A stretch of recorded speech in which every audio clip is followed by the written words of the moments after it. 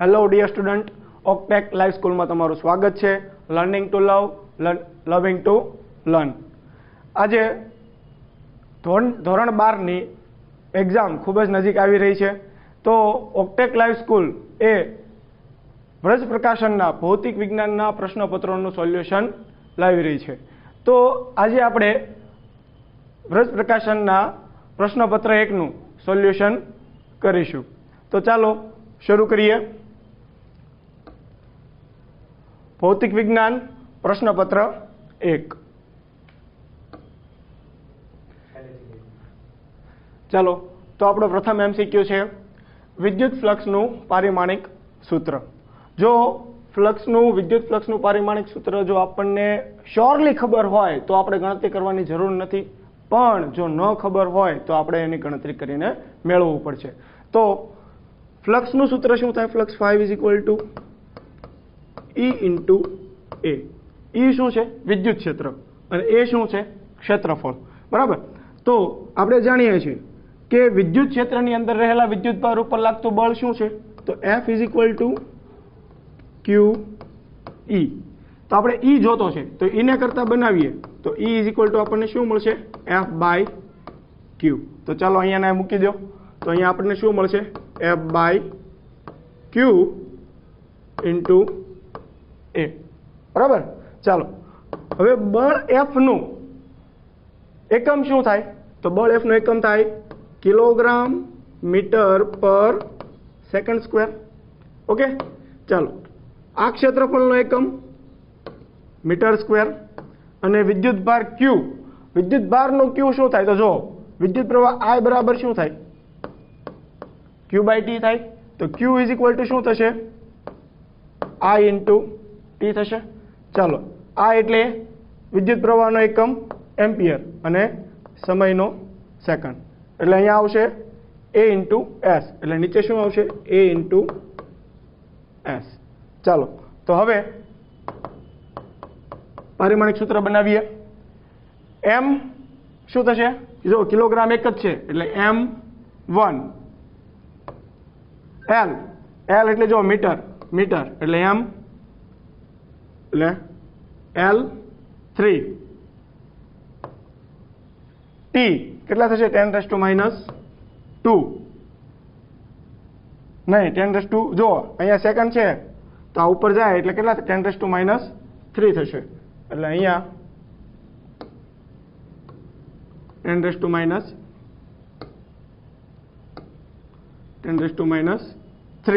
અને એમ્પિયર એટલે A-1. તો આપણો ફાઇનલ આન્સર આવશે M1 L3 T-3 A-1. તો જો આપણો આન્સર શું આવે છે અહીંયા? D. જો M1 L3 T-3 A-1. તો આપણો ફાઇનલ આન્સર છે અહીંયા D. ત્યારબાદ એના પછીનો MCQ.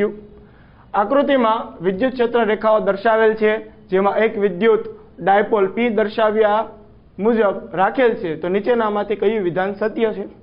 આકૃતિ જો હવે આપણે આકૃતિમાં જોઈએ તો આ શું છે? વિદ્યુત ક્ષેત્ર E. આ વિદ્યુત ક્ષેત્રની અંદર શું મૂકેલી છે? વિદ્યુત ડાયપોલ.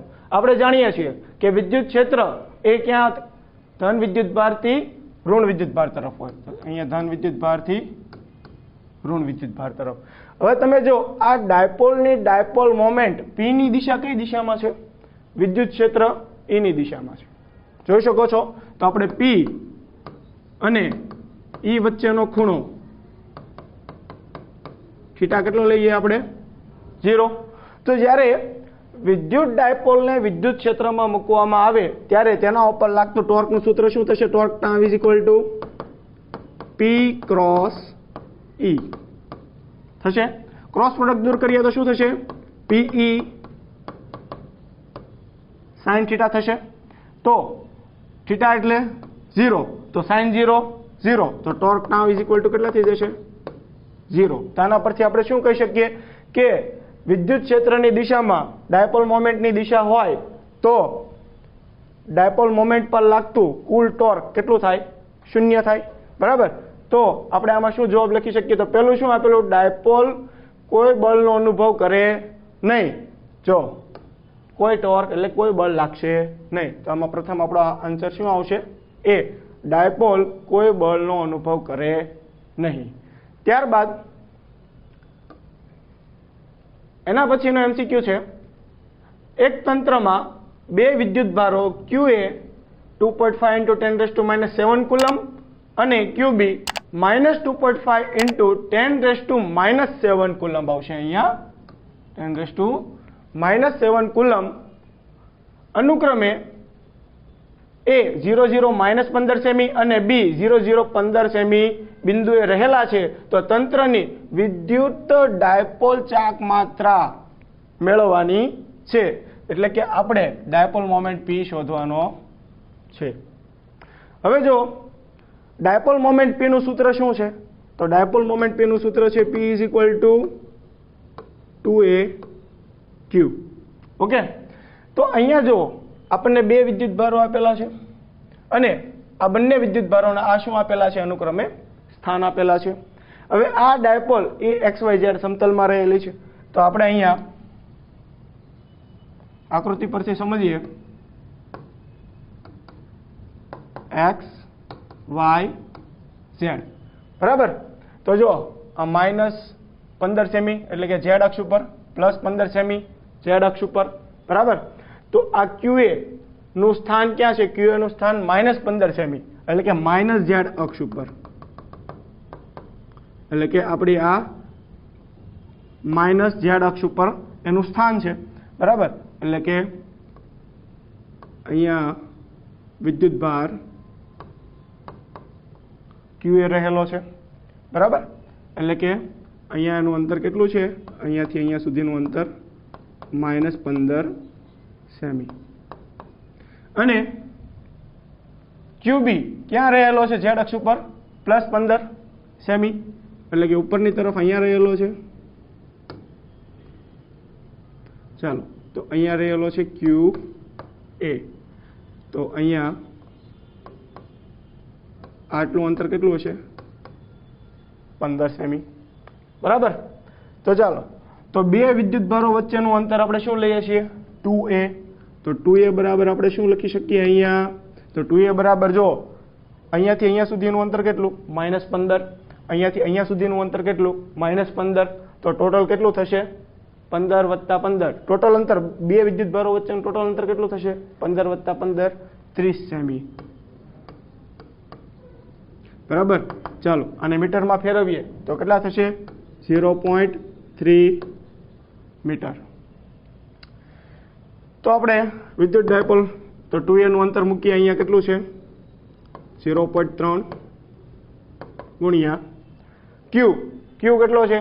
તો જો બંને વિદ્યુતભારમાંથી કોઈ પણ એક વિદ્યુતભારનું મૂલ્ય લઈ લેવાનું. તો આપણે એક વિદ્યુતભારનું લઈ લઈએ એટલે 2.5 × 10⁻⁷. ચાલો, તો જો આપણે આ ગણતરી કરીશું તો આપણો જવાબ આવશે 7.5 × 10⁻8 કુલમ * મીટર, બરાબર. એટલે કે આપણો આન્સર જવાબ આવશે એ. આ ગણતરી કરશો એટલે આપણો આન્સર આવી જશે. ત્યારબાદ એક બિંદુવત વિદ્યુતભાર Q ના L બાજુ ધરાવતા સમઘનને કેન્દ્ર પર મૂકેલ છે. તો સમઘનમાંથી બહાર આવતું ફ્લક્સ. ચાલો, આપણને પ્રશ્નમાં એવું કીધું છે કે એક સમઘન છે આ પ્રમાણે, એ સમઘનના કેન્દ્ર પર શું મૂકેલું છે? Q વિદ્યુતભાર મૂકેલો છે. એટલે કે અહીંયા Q વિદ્યુતભાર મૂકેલો છે, બરાબર. તો આ સમઘનમાંથી બહાર આવતું ફ્લક્સ એટલે કે આ સમઘન સાથે સંકળાયેલું ફ્લક્સ આપણે શોધવાનું છે. તો ગાઉસનો નિયમ યાદ કરો. ગાઉસનો નિયમ શું કહે છે? કે કોઈ બંધ પૃષ્ઠ સાથે સંકળાયેલું વિદ્યુત ફ્લક્સ તે બંધ પૃષ્ઠ વડે ઘેરાતા કુલ વિદ્યુતભાર અને ε0 ના ગુણોત્તર બરાબર હોય છે. તો આપણે ફ્લક્સ φ = ગાઉસના નિયમ પ્રમાણે શું લખી શકીએ? σq/ε0, બરાબર. તો જો આ સમઘન વડે ઘેરાતો કુલ વિદ્યુતભાર કેટલો છે? Q જેટલો વિદ્યુતભાર છે, બરાબર. તો આપણે અહીંયા Q લખીશું અને છેદમાં ε0. તો સમઘનમાંથી બહાર આવતું ફ્લક્સ આપણો શું આવશે? Q/ε0. ત્યારબાદ એકબીજાથી એંગસ્ટ્રોમ અંતરે રહેલા બે ઇલેક્ટ્રોન વચ્ચે લાગતું કુલમ બળ કેટલું થશે? ચાલો, બે ઇલેક્ટ્રોન છે, આ બંને વચ્ચેનું અંતર, આ બે ઇલેક્ટ્રોન છે અહીંયા, આ બંને વચ્ચેનું અંતર 1 એંગસ્ટ્રોમ જેટલું આપેલું છે. તો આપણે મીટરમાં કન્વર્ટ કરીએ તો આ અંતર r કેટલું થશે? 10⁻10 મીટર, બરાબર. તો આ બંને ઇલેક્ટ્રોન ઉપર લાગતું કુલમ બળ કેટલું? તો કુલમ બળ F = K Q1 Q2/r². ચલો, તો આ આપણો ઇલેક્ટ્રોન છે, બરાબર. અહીંયા પણ શું છે? ઇલેક્ટ્રોન છે. તો આને આપણે અહીંયા Q1 કહી દઈએ અને આપણે અહીંયા Q2 કહી દઈએ.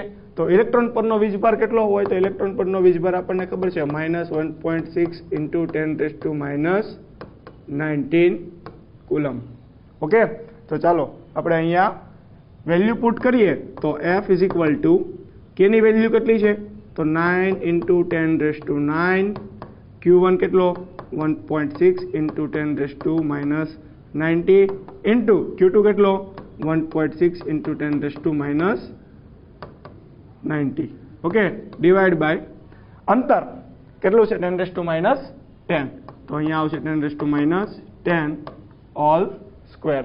તો જો તમે આ ટોટલ તમે કેલ્ક્યુલેશન કરશો તો આપણો આન્સર આવશે 2.3 × 10⁻8 ન્યૂટન, બરાબર. એટલે કે આપણો ફાઇનલ આન્સર આવશે એ. ચાલો, ત્યારબાદ 4 × 10⁻7 કુલમ વિદ્યુત ભારથી 9 સેમી દૂર આવેલા બિંદુએ વિદ્યુત સ્થિતિમાન.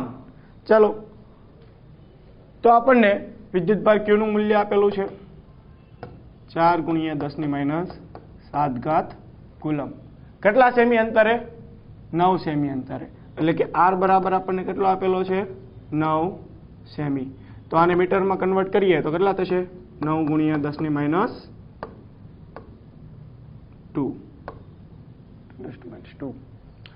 ઓકે, ચાલો. તો વિદ્યુત સ્થિતિમાન મેળવવાનું છે આપણે. V વિદ્યુત સ્થિતિમાનનું સૂત્ર આપણને ખબર છે. શું છે વિદ્યુત સ્થિતિમાનનું સૂત્ર? V = KQ/R. સિમ્પલ, આપણી પાસે બધી જ વેલ્યુ છે, પુટ કરી દઈએ. K એટલે 10⁻9 Q કેટલો આપેલો છે? 4 × 10⁻7 ડિવાઈડ બાય R કેટલો આપેલો છે અહીંયા? 9 × 10⁻2. બરાબર. તો અહીંયા જો તમે આ ગણતરી કરશો તો આપણો ફાઇનલ આન્સર આવશે 4 × 10⁻4 વોલ્ટ. ઓકે, તો આપણો આન્સર આવશે અહીંયા, કરેક્ટ આન્સર છે આપણો C. કરેક્ટ આન્સર આપણો છે C. જેનો કુલ સરવાળો 0 નથી તેવા વિદ્યુતભારના સમૂહથી મોટા અંતરે સમસ્થિતિમાન પૃષ્ઠ લગભગ હશે, ખાલી જગ્યા હશે. શું કીધું છે? કે જેનો કુલ સરવાળો 0 નથી તેવા વિદ્યુતભારનો સમૂહ છે.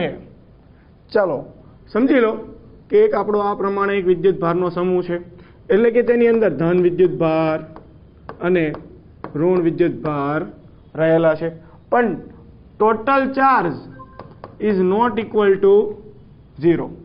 Total charge is not equal to 0. તો આ જે વિદ્યુતભારનો સમૂહ છે એને આપણે એક બિંદુવત વિદ્યુતભાર તરીકે લઈ શકીએ, બરાબર. તો આપણે આને બિંદુવત વિદ્યુતભાર તરીકે જો આપણે આને વિચારીએ તો આ વિદ્યુતભાર Q થી R અંતરે આવેલા બિંદુએ વિદ્યુત સ્થિતિમાન V કેટલું હશે? KQ/R જેટલું હશે, બરાબર. એ જ પ્રમાણે આ તરફ એટલા જ R અંતરે આ બિંદુ પછી વિદ્યુત સ્થિતિમાન કેટલું હશે કે Q upon R જેટલું જ હશે બરાબર અહીંયા પણ કેટલું હશે R અંતરે કે Q upon R જેટલું અહીંયા પણ કેટલું હશે કે Q upon R જેટલું અહીંયા પણ એટલે કે આ વિદ્યુત ભારથી R અંતરે આવેલા બધા જ બિંદુએ વિદ્યુત સ્થિતિમાન કેવું હશે સમાન હશે બરાબર તો આ બધા બિંદુને આપણે આ પ્રમાણે આમ જોડીએ આ પ્રમાણે બરાબર તો આપણને જે એક પૃષ્ઠ મળે છે એ પૃષ્ઠ એ કેવું છે સમસ્થિતિમાન એટલે કે આ ગોળાકાર જે ભાગ છે બરાબર એ બધા જ બિંદુ આ ગોળાકાર પરના બધા જ બિંદુએ વિદ્યુત સ્થિતિમાન કેવું હશે સમાન હશે બરાબર એટલે આ જે પૃષ્ઠ તૈયાર થાય છે એને શું કહેવામાં આવે છે સમસ્થિતિમાન પૃષ્ઠ કહેવામાં આવે છે બરાબર એટલે કે ખૂબ જ મોટા અંતરે સમસ્થિતિમાન પૃષ્ઠ લગભગ કેવું હશે ગોળાકાર એટલે કે આપણો ફાઇનલ આન્સર આવશે એ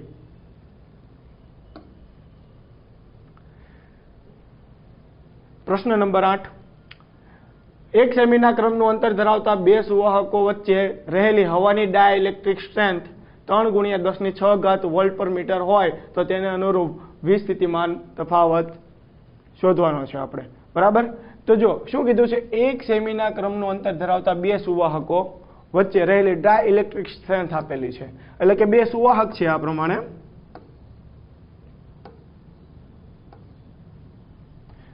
બે સુવાહક છે આ બંને સુવાહકો વચ્ચેનું અંતર આપણને d આપેલું છે બંને સુવાહક વચ્ચેનું અંતર d અને અહીંયા જો ડાઇલેક્ટ્રિક સ્ટ્રેન્થ એટલે કે આ બંને સુવાહકો વચ્ચેનું વિદ્યુત ક્ષેત્રની તીવ્રતા એટલે કે આ બંને વિદ્યુત ક્ષેત્ર કેટલું આપેલું છે આપણને E આપેલું છે 3 × 10⁶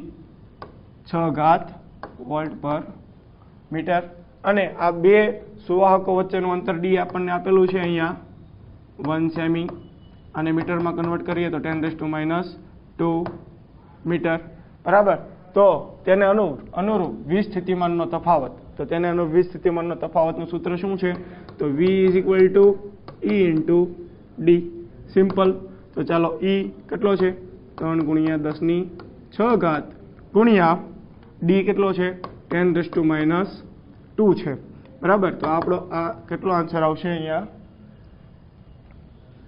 3 × 10⁻⁴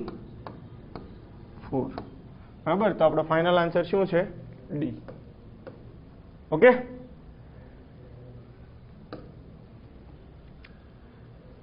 ત્યારબાદ 100 માઇક્રોફેરાડના કેપેસિટરને 6 કિલોવોલ્ટથી ચાર્જ કરવાથી મળતી ઉર્જા 50 કિલોગ્રામ દળને ઉંચકવા માટે વપરાતી હોય તો ઉધ્વ દિશામાં દળે પ્રાપ્ત કરેલી મહત્તમ ઊંચાઈ ખાલી જગ્યા મીટર હશે મીટરમાં આન્સર મેળવવાનો છે તો અહીંયા આપણે જો કેપેસિટરનો કેપેસિટન્સ આપી દીધેલું છે C = 100 માઇક્રોફેરાડે એટલે કે 100 × 10⁻⁶ ફેરાડે બરાબર કેટલા વોલ્ટથી ચાર્જ કરવામાં આવે 6 કિલોવોલ્ટથી એટલે કે વોલ્ટ V આપેલો છે 6 × 10⁻³ વોલ્ટ આપેલો છે બરાબર તો આ ઉર્જા એટલે કે આ જે કેપેસિટર જે છે એ ચાર્જ થાય છે તો તેની અંદર સંગ્રહાતી જે ઉર્જા જે છે એ ઉર્જાનો ઉપયોગ ક્યાં થાય છે આ 50 કિલોગ્રામ દળને ઉચકાવવા માટે એટલે કે 50 કિલોગ્રામના દળ ધરાવતો પદાર્થ જે છે એને ઉપર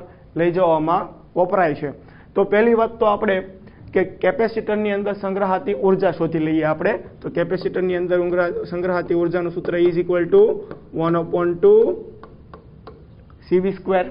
તો 1/2 C કેટલો છે અહીંયા રહ્યો 100 × 10⁻⁶ ઓકે અને V કેટલો છે 6 × 10⁻³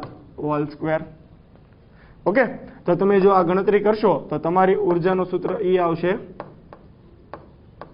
1800 ઓકે આપણો જવાબ આવશે અહીંયા 1800 ચાલો હવે આ ઉર્જા જે છે એ ક્યાં ખર્ચાઈ જાય છે 50 કિલોગ્રામના દળને ઉંચકવા માટે એટલે કે સમજી લો કે અહીંયા જો કોઈ પદાર્થ પડેલો છે તો એને અહીંયા h જેટલી ઊંચાઈએ કેટલી h જેટલી ઊંચાઈએ લઈ જવામાં ખર્ચાય છે તો આપણી આ ઉર્જા E કેટલી થશે E is equal two mgh જેટલી થઈ જશે તો આપણે h મેળવવો છે તો h બરાબર E અપોન mg થશે ચાલો E કેટલો આપેલો છે અહીંયા આપણો 1800 આવી ગયો ડિવાઇડ બાય m કેટલા કિલોગ્રામ છે 50 દળ આપણને આપેલું છે 50 દળ આપણને આપેલું છે અહીંયા 50 કિલોગ્રામ દળ મૂકી દીધો G10 તો તમે આ ગણતરી કરશો તો તમારો ફાઇનલ આન્સર આવશે 3.6 મીટર બરાબર તો આપણો ફાઇનલ આન્સર છે એ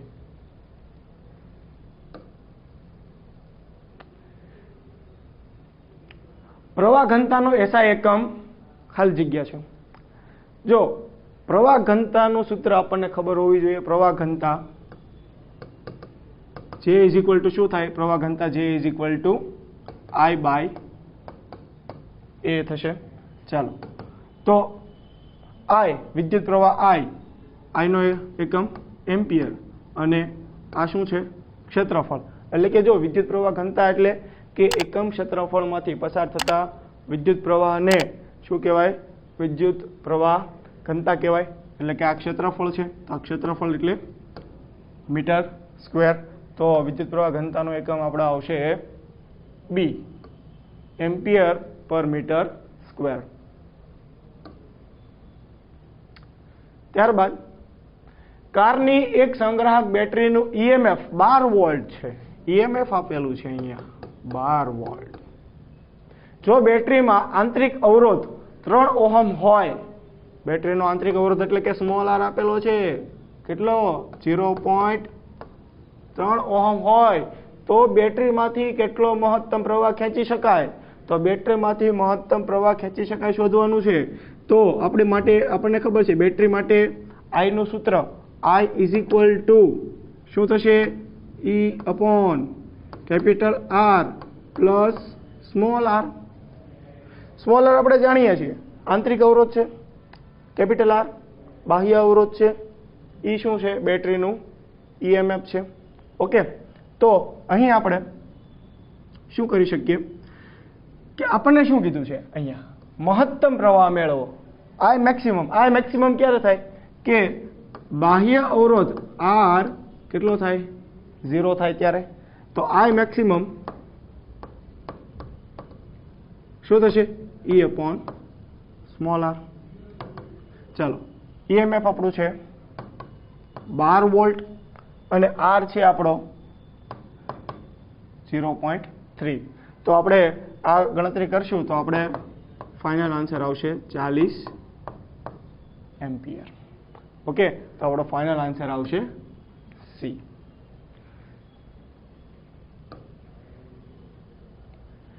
કિર્ચોફનો જંકશનનો નિયમ એ ખાલી જગ્યાનું પ્રતિબિંબ છે કિર્ચોફનો જંકશનનો નિયમ તો અહીંયા આપણને આપેલા છે એમસીક્યુ વિદ્યુતભાર સંરક્ષણ ઉર્જા સંરક્ષણ પ્રવાહ ઘનતા સદિશનું સંરક્ષણ વેગમાન સંરક્ષણ જો કિર્ચોફનો પ્રથમ નિયમ યાદ કરો પ્રથમ નિયમ શું કહે છે કે કોઈ જંકશન છે તો જંકશનની અંદર આવતો વિદ્યુતભાર અને બહાર નીકળતા વિદ્યુતભારનો બેઝિક સરવાળો કેવો હોય છે શૂન્ય હોય છે બરાબર તો અહીંયા કિર્ચોફનો પ્રથમ નિયમ એ કોનું સંરક્ષણ છે વિદ્યુતભાર સંરક્ષણ છે એટલે આપણો આન્સર આવશે એ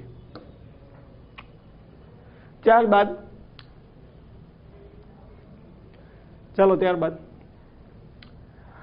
1 સેમી ઇન્ટુ 1/2 સેમીના લંબચોરસ આડછેદ અને 10 સેમી લંબાઈ ધરાવતા ધાતુના સળિયાની સામસામેની બાજુઓ વચ્ચે એક બેટરી જોડેલ છે તો સળિયાનો અવરોધ ખાલી જગ્યા હશે તો સળિયાનો અવરોધ આપણે મેળવવાનો છે કેવો હશે મેક્સિમમ હશે મિનિમમ બરાબર એટલે કે આપણે આને આકૃતિ પરથી સમજીએ તો વધારે ખ્યાલ આવશે તો આપણે એક આકૃતિ બનાવીએ આ પ્રમાણે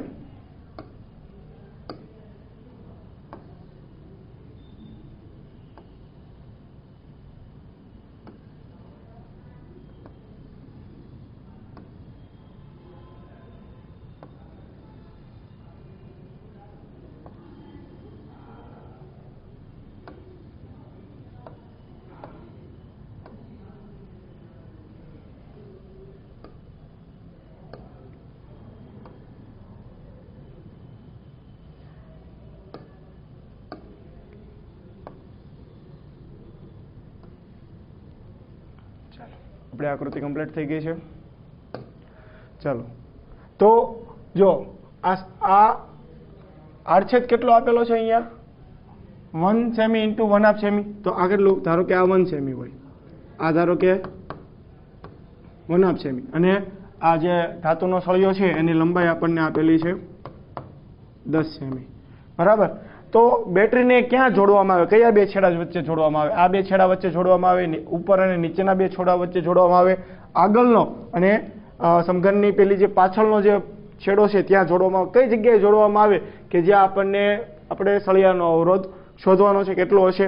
તો આપણે એક કામ કરીએ કે આપણે જો આપણને ખબર હોવી જોઈએ કે સળિયાનો અવરોધ R એ લંબાઈના સમપ્રમાણમાં છે અને અવરોધ R એ ક્ષેત્રફળના વ્યસ્ત પ્રમાણમાં. આનો મતલબ એટલે કે જો લંબાઈ વધે તો અવરોધ વધે, અને જો ક્ષેત્રફળ ઘટે તો અવરોધ વધે, અને ક્ષેત્રફળ વધે તો અવરોધ ઘટે. બરાબર. તો આપણે અહીંયા ક્ષેત્રફળ ઉપરથી જોઈએ કે જો આ જે બાજુ આપણને દેખાય છે, આ બાજુ, બરાબર, અને આ બાજુ, બરાબર. તો આ બાજુનું ક્ષેત્રફળ કેટલું હશે? તો ક્ષેત્રફળ A બરાબર લંબાઈ ગુણ્યા પહોળાઈ, એટલે કે 1 ઇન્ટુ 1/2. એટલે આ કેટલું થશે ક્ષેત્રફળ? 0.5 સેમી. એટલે આનું ક્ષેત્રફળ આપણે A1 કહી દઈએ. ઓકે, ચાલો. હવે એ જ પ્રમાણે આપણે બીજી સપાટી વિચારી લઈએ. આવડિયા નીચેની સપાટી વિચારી લઈએ, નીચેનું સમતલ લઈ લઈએ. આનું ક્ષેત્રફળ આપણે કહી દઈએ A2. તો A2 બરાબર શું થશે? લંબાઈ ગુણ્યા પહોળાઈ. ચાલો, લંબાઈ કેટલી? 10 સેમી ગુણ્યા પહોળાઈ કેટલી છે? 1 સેમી. બરાબર. તો આનું ક્ષેત્રફળ કેટલું થશે? 10 સેમી. અને બીજી એક બાજુ વિચારી લઈએ. કઈ બાકી રહી? આગળની બાજુ. તમારી સામે જે દેખાય તે, આ સામેની, આ આપણી સામેની બાજુ. આ સામેની બાજુનું ક્ષેત્રફળ આપણે કહી દઈએ A3. તો સામેની બાજુનું આપણે ક્ષેત્રફળ A3 અહીંયા લખી દઈએ. A3 કેટલું થશે? તો જો લંબાઈ ગુણ્યા આ ઉપરની આ ઊંચાઈ, બરાબર, આ છે ને, તો આપણે ઊંચાઈ કેટલી છે? તો જો આ લંબાઈ કેટલી? 1/2, બરાબર. આ ઊંચાઈ કેટલી આપણે લઈ લીધી? 1/2, અને પહોળાઈ કેટલી છે? 10 છે. તો આ આપણું કેટલું A3 ક્ષેત્રફળ? A3 કેટલું આવશે? 5 સેમી. તો આનો મતલબ શું થાય? ક્ષેત્રફળ કોનું ઓછું છે?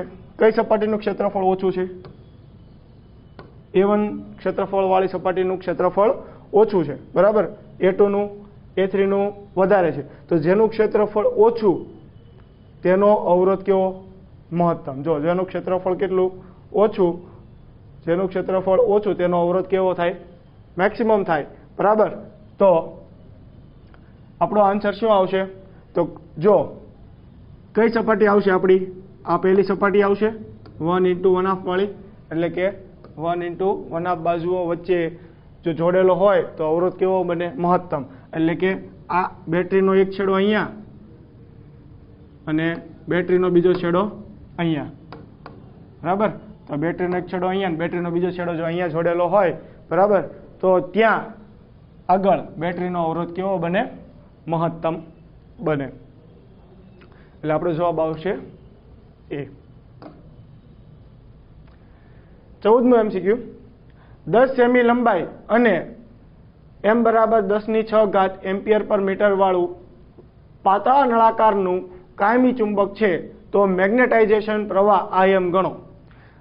જો મેગ્નેટાઇઝેશનનું સૂત્ર શું થાય? M = Im/L.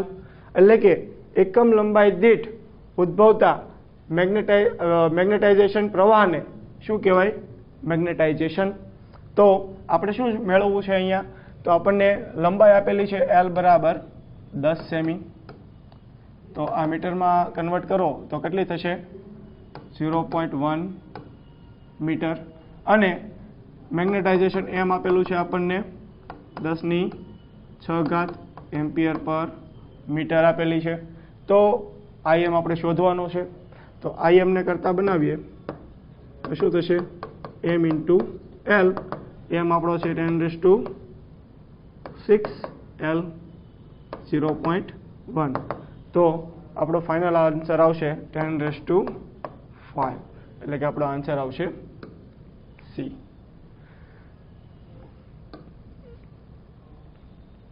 ત્યારબાદ મુક્ત અવકાશની પરમિએબિલિટી μ0 અને શૂન્ય અવકાશ પ્રકાશની ઝડપ c વચ્ચેનો સંબંધ. જો આ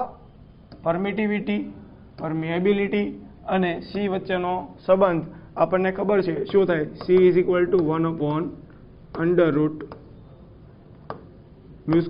ઇન્ટુ μ0 ઇન્ટુ ε0, μ0 ઇન્ટુ ε0, બરાબર. તો આપણે સંબંધ કેવો જોવાનો મેળવવો છે, μ0 ε0, બંને બાજુ વર્ક કરો તો શું થશે, c² = 1/μ0 ε0, બરાબર. μ0 ε0 ને કરતા બનાવીએ તો μ0 ε0 શું થશે 1/c², તો c² ઉપર જાય એટલે શું થાય 10⁻², એટલે આપણો આન્સર આવશે C. ખ્યાલ આવી ગયો? આગળ જોઈએ કે 3 × 10⁻⁴ ટેસ્લા જેટલા ચુંબકીય ક્ષેત્રને લંબ રૂપે 3 × 10⁷ મીટર/સેકન્ડ ની ઝડપથી ગતિ કરતા ઇલેક્ટ્રોન ના માર્ગની ત્રિજ્યા કેટલી હશે? જો ચુંબકીય ક્ષેત્ર આપણને આપેલું છે B, 3 × 10⁻⁴ ટેસ્લા, બરાબર. આપણને ઇલેક્ટ્રોનનો વેગ આપેલો છે v = 3 × 10⁻⁷ છે, +7 મીટર/સેકન્ડ. ઓકે. અને અહીંયા આપણને ઇલેક્ટ્રોનનું દળ પણ આપેલું છે, એટલે કે માસ ઓફ ઇલેક્ટ્રોન આપણને આપેલો છે 9 × 10⁻31 કિલોગ્રામ, અને વિદ્યુત ભાર આપેલો છે ઇલેક્ટ્રોન પરનો 1.6 × 10⁻19 કુલમ, બરાબર. તો આપણે શું શોધવાની છે, એ માર્ગની ત્રિજ્યા, એટલે કે જ્યારે ચુંબકીય ક્ષેત્રને લંબ રૂપે અંદર જો કોઈ ઇલેક્ટ્રોન દાખલ થાય તો એ વર્તુળાકાર ગતિ કરે તો એનો જે માર્ગ જે બને છે એની આપણે ત્રિજ્યા શોધવાની છે. તો સિમ્પલ છે, ત્રિજ્યા શોધવા માટેનું સૂત્ર R = mv/qb, બરાબર. તો આપણી પાસે બધી જ ટર્મ છે, બરાબર. તો આપણે અહીંયા પુટ કરી દઈએ. એમ આપણી પાસે m છે 9 × 10⁻31 ઇન્ટુ v આપણી પાસે છે 3 × 10⁻7, q છે 1.6 × 10⁻90 ઇન્ટુ b છે 3 × 10⁻4. તો જો આપણે આ ગણતરી કરીશું તો આપણો ફાઇનલ આન્સર આવશે 0.5625, બરાબર. એટલે કે આપણો આન્સર આવશે અહીંયા D. ત્યારબાદ જ્યાં ડીપ એંગલ 16 ડિગ્રી હોય તે સ્થળે પૃથ્વીના ચુંબકીય ક્ષેત્રના ઉધ્વ ઘટક V અને સમક્ષિતિજ ઘટક H નો સંબંધ શું છે? જો આપણને ખબર હોવી જોઈએ કે સમક્ષિતિજ ઘટક અને ઉધ્વ ઘટક વચ્ચેનો સંબંધ આપણે જાણતા હોવો જોઈએ કે tan phi = BV/BH, બરાબર. તો ડીપ એંગલ આપણને આપેલો છે, ફાઈ આપણને આપેલો છે, શું આપેલો છે 16 ડિગ્રી આપેલો છે, બરાબર. તો આપણે અહીંયા tan phi મૂકીએ તો tan 30 = BV/60 છે, ઓકે 60 BV/BH. ચાલો, તો આપણે જાણીએ છીએ tan 60 કેટલા થાય √3, બરાબર. એટલે કે √3 = BV/BH. તો આને સામે લઈ જાવીએ તો શું થશે BV = √3BH. તો આપણો આન્સર આવશે અહીંયા, જો આમાં ડાયરેક્ટ તો લખી દીધેલું છે એટલે આપણો આન્સર અહીંયા આપણે બી ના દર્શાવીએ તો આપણો v = √3h એટલે આપણો આન્સર આવશે અહીંયા બી. ત્યારબાદ કોઈ સ્થાનના ચુંબકીય ધ્રુવતલમાં પૃથ્વીના ચુંબકીય ક્ષેત્રનો સમસ્થિતિજ ઘટક 0.13 ગૌસ છે. ચાલો સમસ્થિતિજ ઘટક આપ્યો છે, સમસ્થિતિજ ઘટક એટલે કયો થશે આપણો BH. કેટલો આપેલો છે આપણને 0.13 ગૌસ. અને નમન કોણ આપણને આપેલો છે, નમન કોણ થીટા 60 ડિગ્રી છે. આ સ્થળે પૃથ્વીનું ચુંબકીય ક્ષેત્ર કેટલું હશે, બી શોધવાનો છે આપણને, બી આપણને શોધવાનો કીધો છે. તો સમસ્થિતિજ ઘટક માટેનું સૂત્ર શું છે, સમસ્થિતિજ ઘટક માટેનું સૂત્ર છે BH = B cos theta. Okay, તો આપણે બી શોધવો છે તો બી ને કરતા બનાવો, B = BH cos થીટા. ચાલો BH આપણો કેટલો છે 0.13 અને cos 60 બરાબર, તો cos 60, ચાલો તો cos 60 ની વેલ્યુ કેટલી થાય, તો cos 60 ની વેલ્યુ જો તમે મૂકશો બરાબર એટલે કે આપણો આન્સર આવશે અહીંયા, એટલે કે આપણો બી આ ગણતરી કરશો તો આપણો આન્સર આવશે અહીંયા 0.26 ગૌસ બરાબર, એટલે આપણો અહીંયા આન્સર આવશે એ. ત્યારબાદ પૃથ્વીના ચુંબકીય ક્ષેત્રનો સમસ્થિતિજ ઘટક ચુંબકીય વિષુવરેખા પર ખાલી જગ્યા હોય છે બરાબર. તો જો ચુંબકીય ક્ષેત્રનો સમસ્થિતિજ ઘટક એ ચુંબકીય વિષુવરેખા ઉપર કેવો હોય છે, મહત્તમ હોય છે બરાબર, એટલે આમાં સીધો આપણો આન્સર આવશે બી. એક બંધ ગોળો એક મોટા કેપેસિટરની તકતી વચ્ચે અચળ વિદ્યુત ક્ષેત્રમાં ગતિ કરે છે, તો આ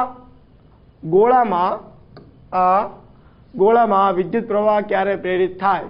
સમજો શું કીધેલું છે કે કેપેસિટરની બહુ મોટી બે તકતી છે, આ પ્રમાણે સમજો, આ પ્રમાણે કેપેસિટરની બે બહુ મોટી તકતી છે બરાબર, એમાં એક ગોળો છે, એક ગોળો શું કરી રહ્યો છે, અંદર ગતિ કરી રહ્યો છે બરાબર, આની અંદર ગતિ કરી રહેલો છે બરાબર. તો કેપેસિટરની બે પ્લેટ વચ્ચે શું આપણને આપેલું છે, વિદ્યુત ક્ષેત્ર E. તો જો તો ગોળા સાથે એટલે ગોળો જો એની અંદર ગતિ કરશે તો ગોળા સાથેનું શું બદલાશે, વિદ્યુત ફ્લક્સ બદલાશે બરાબર. તો વિદ્યુત ફ્લક્સ બદલાય તો વિદ્યુત પ્રવાહ પ્રેરિત થાય નહીં બરાબર. ચુંબકીય ફ્લક્સ બદલાય તો જ આપણે વિદ્યુત પ્રવાહ પ્રેરિત કરી શકીએ. એટલે કે આમાં શું આવશે કે જ્યારે તે સંપૂર્ણ રીતે કેપેસિટર પ્લેટની વચ્ચે હોય ત્યારે એ પણ જવાબ નહીં આવે, જ્યારે તે આંશિક રીતે કેપેસિટરની પ્લેટની બહાર હોય ત્યારે એ પણ નહીં આવે, જ્યારે વિદ્યુત ક્ષેત્ર ગોળાના સમતલને લંબ હોય ત્યારે એ પણ નહીં આવે. જો વિદ્યુત ફ્લક્સને બદલીને વિદ્યુત પ્રવાહ પ્રેરિત કરી શકાતો નથી. વિદ્યુત પ્રવાહ પ્રેરિત ક્યારે કરી શકાય કે જ્યારે ચુંબકીય ફ્લક્સ બદલાય. કયું બદલાય,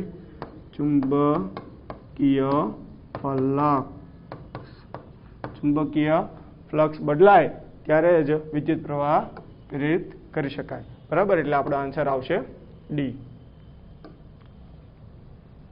ત્યારબાદ ધાતુનો 1 મીટર લાંબો તાર, જો આપણને ધાતુના તારની લંબાઈ L આપી દીધેલી છે 1 મીટર, એટલે 1 મીટર લાંબો તાર 0.1 ટેસ્લાના ચુંબકીય ક્ષેત્રને લંબ રૂપે 5 મીટર પર સેકન્ડની ઝડપથી ગતિ કરે છે, તો બે છેડા વચ્ચે પ્રેરિત થતું EMF ખાલી જગ્યા વોલ્ટ હશે બરાબર. એટલે કે ધાતુના તારની લંબાઈ આપી છે બરાબર, ચુંબકીય ક્ષેત્ર આપેલું છે B = 0.1 ટેસ્લા અને કેટલી ઝડપથી ગતિ કરે છે, 5 મીટર પર સેકન્ડથી, એટલે કે V = 5 મીટર પર સેકન્ડથી ગતિ કરે છે. તો બે છેડા વચ્ચે ઉદ્ભવતું પ્રેરિત EMF, તો પ્રેરિત EMF નું સૂત્ર જ છે શું છે, E = BVL. તો આપણી પાસે ત્રણેય વસ્તુ છે, મૂકી દઈએ. B 0.1, V 5, L 1 તો આપણો ફાઇનલ આન્સર આવશે 0.5 વોલ્ટ, એટલે આપણો આન્સર આવશે સી. ત્યારબાદ ચાલો નીચેના પૈકી કયો આત્મપ્રેરકત્વનો એકમ નથી? તો અહીંયા જો આપણને 4 MCQ આપેલા છે, તો આપણે આમાંથી જોવાનું છે કે આ 4 MCQ માંથી આપણને અહીંયા 4 એકમો જે આપેલા છે, આ 4 એકમોમાંથી કયો આત્મપ્રેરકત્વનો એકમ નથી? તો આપણે એ ચકાસવું પડશે. તો આપણે જાણીએ છીએ કે પ્રેરિત EMF, તો આપણે જો ફ્લક્સ ફાઈ બરાબર શું લખી શકીએ? ફ્લક્સ ફાઈ બરાબર L ઇન્ટુ A લખી શકીએ, sorry L into I.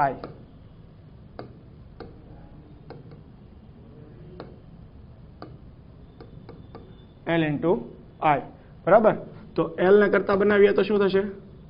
Q upon sorry flux છે તો અહીંયા આવશે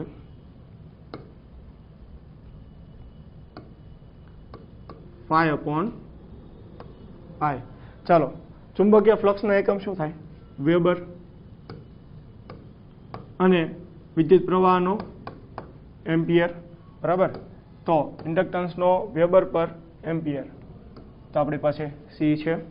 ત્યારબાદ બીજું એક સૂત્ર જો આપણે જાણીએ છીએ પ્રેરિત EMF E is equal two શું થાય? -L di/dt. તો L ના કરતા બનાવીએ તો L બરાબર શું થશે? E into dt upon di બરાબર. પ્રેરિત EMF E એટલે કે વોલ્ટ, t સેકન્ડ, di એટલે એમ્પિયર. તો આનો જો વોલ્ટ ઇન્ટુ સેકન્ડ પર એમ્પિયર છે આમાં, એટલે કે આ પણ આત્મપ્રેરકત્વનો એકમ છે. બીજું આપણે જાણીએ છીએ કે V ઇઝ ઇક્વલ ટુ શું થાય? IR થાય. તો R બરાબર શું થાય? V બાય I થાય, એટલે કે વોલ્ટ પર એમ્પિયર અને આનો ઓહમ. તો વોલ્ટ પર એમ્પિયર બરાબર તમે શું મૂકી શકો? ઓહમ મૂકી શકો.